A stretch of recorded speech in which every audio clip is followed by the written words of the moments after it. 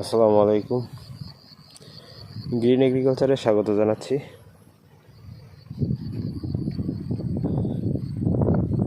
আজকে আমাদের green agriculture প্রজেক্টে আপনাদেরকে যে ভিডিওটি দেখাবো সেটি হচ্ছে যে ধুন্দুল। আমরা ধুন্দুলের আপডেট আপনাদেরকে অনেকদিন যাবত দিচ্ছি না।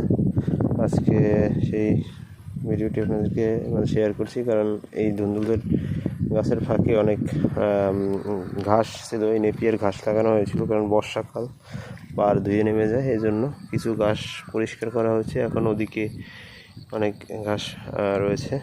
মাশাআল্লাহ, আলহামদুলিল্লাহ। কিছু গাছে ইতিমধ্যে আপনারা দেখতে পাচ্ছেন যে ফুল ফল আসতে শুরু করেছে। এই ফল আসতে শুরু করেছে এবং এই গাছে ফুলও ইতিমধ্যে চলে এসেছে। আরও কিছুদিন আগে যদি আমরা গাছগুলোকে বাইয়ে দিতে পারতাম, তাইলে হয়তো ফলটা আরও আগেই আমরা পেতাম। কিন্তু বর্ষার কারণে অতিরিক্ত বর্ষার কারণে আমরা এই কাজটি করতে পারিনি। আমরা কিছুদিন লেট হয়েছে।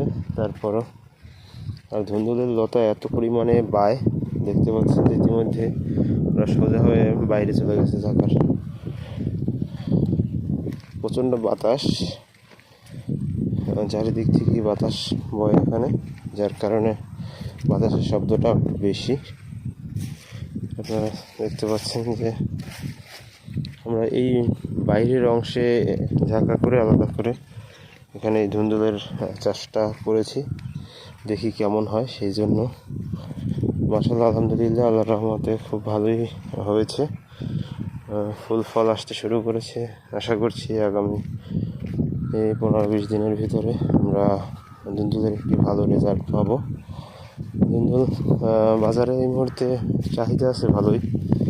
বর্ষার ভেতরে অনেক ফসলই আসলে হচ্ছে না, তার ভিতরে ধুন্দুল অনেক সবজিরই চাহিদা রয়েছে এই মুহূর্তে। আমরা সেই চিন্তা করি আমাদের গ্রিন এগ্রিকালচারে রয়েছে। দেখতে পাচ্ছেন যে আমরা পুঁইশাক করেছি, পুঁইশাকের আপডেটটিও দেবো আপনাদেরকে। আমরা এই মুহূর্তে ধুন্দুল নিয়ে কথা বলছি। ধুন্দুলের বিষয়টি দেখতে পাচ্ছেন যে এদিকে উপরের অংশে ঘাস পরিষ্কার করা হয়েছে, নিচের অংশে এখনও কিছু ঘাস রয়েছে। সেই ঘাসগুলো আমরা ধীরে ধীরে পরিষ্কার করে ফেলব। আর এই দিকটা একটু ঘাস বেশি রয়েছে, সেই জন্য এতদিন আর কি ধুন্দুলের আপডেটটা আপনারা দিতে পারিনি। অনেকেই ধুন্দুলকে চিচিঙ্গাও বা অন্য নামেও চেনে, আমরা এদিকে ধুন্দুলই বলি বরিশালের দিকে। আমাদের গ্রিন এগ্রিকালচার প্রজেক্টটি আমরা শুরু করেছি মাস 2 হয়। আমরা আশা করছি যে ভালো একটি কৃষি সমৃদ্ধ প্রজেক্ট আমরা করতে পারবো। এখান থেকে আপনাদেরকে সেটি ভালো কিছু নিরাপদ ফসল উৎপাদন করে আপনাদেরকে উপহার দিতে পারবো। আজকের ভিডিওতে এই ছিল। সবাই ভালো থাকুন, সুস্থ থাকুন। আল্লাহ হাফেজ।